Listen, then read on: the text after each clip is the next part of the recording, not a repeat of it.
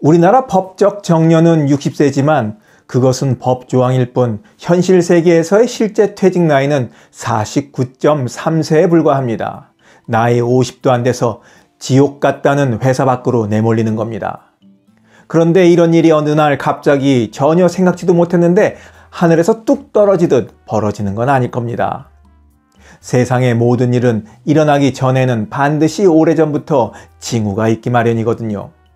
그래서 오늘은 40대 말 50대 초에 일어나고야만 하는 권고사직이나 퇴사가 있기 전 일어나는 4가지 징후에 대해 알아보고자 합니다. 여러분들은 회사에서 쫓겨나기 전 어떤 일을 겪으셨습니까? 4말 5초 퇴사하는 4가지 징후. 첫 번째, 연봉이 오르지 않는다. 40대 중후반은 인생 최고의 연봉을 찍기 위해서 쭉쭉 올라갈 시기입니다. 하지만 권고사직이 다가오고 있다면 어느 해인가부터 급여 인상률이 물가 상승률보다 못 미치며 연봉이 찔끔찔끔 오르면서 거의 제자리를 맴돌듯 합니다. 왜 박스권에 갇혔다는 표현들을 하지 않습니까? 예를 들어 5천만 원대 연봉을 받고 있었다면 이게 6천만 원대, 7천만 원대로 쭉쭉 뻗어 올라가야 되는데 계속 5천만 원대 안에서 갇혀 있는단 말이죠. 내년에는 올려주마 하면서도 연봉이 오르지 않는다는 것은 회사가 내 가치의 최상한선을 딱 그 정도로 보고 있다는 뜻입니다. 업무 능력 평가에서도 계속 최하 등급을 받고 있으니 그럴만도 합니다. 4말 5초 퇴사하는 4가지 징후 중 2번째, 권한 없는 자리로 밀려난다. 40대 후반, 이제야말로 권한을 갖고 리더로서 일을 할 수 있는 시기입니다.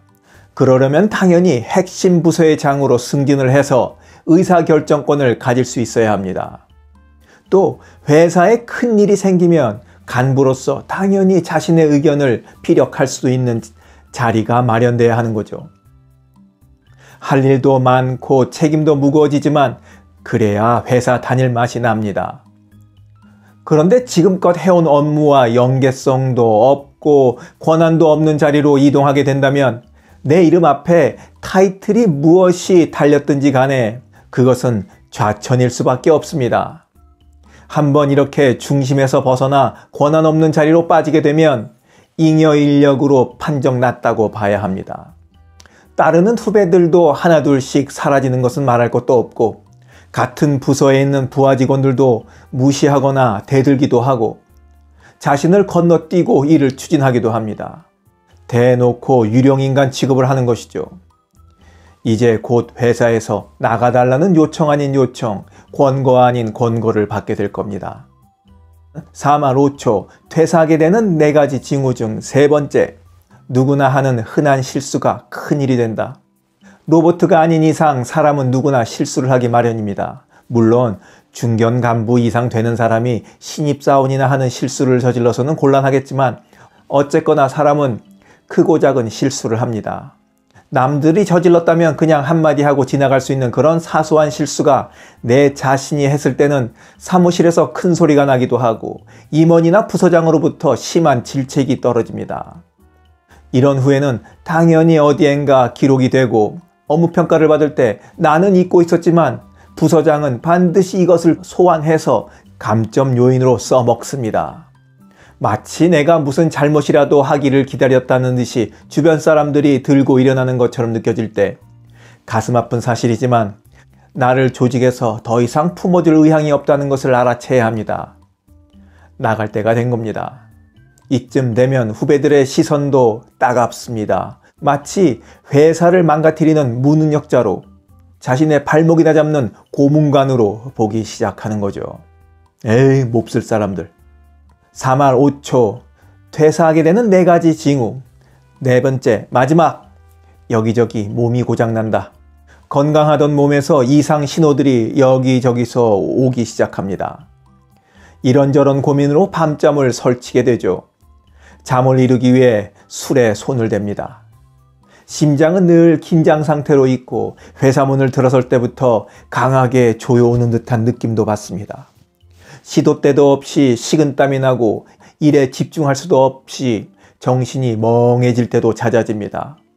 어느 날부터인가는 머리카락도 한 움큼씩 빠져나가기 시작합니다. 스트레스성 탈모가 시작된 겁니다. 주체할 수 없는 스트레스 때문에 단 음식이 무척이나 당깁니다.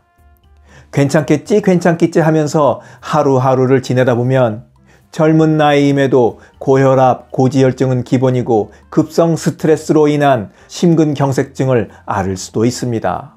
가족한테도 말하지 않고 혼자 버티다 보면 정말 어느 한순간에 고인이 될 수도 있다는 거 잊지 마시기 바랍니다.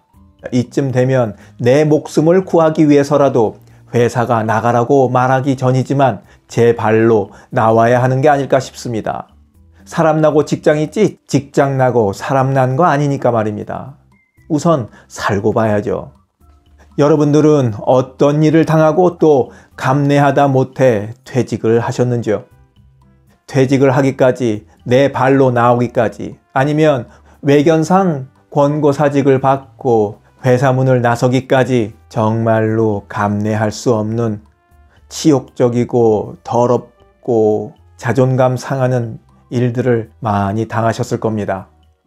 여러분들은 어떤 일을 겪으셨는지 한번 듣고 싶네요.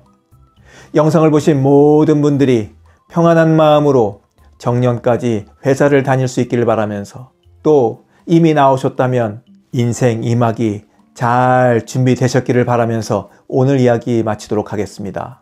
원더풀 인생 후반전이었습니다. 감사합니다.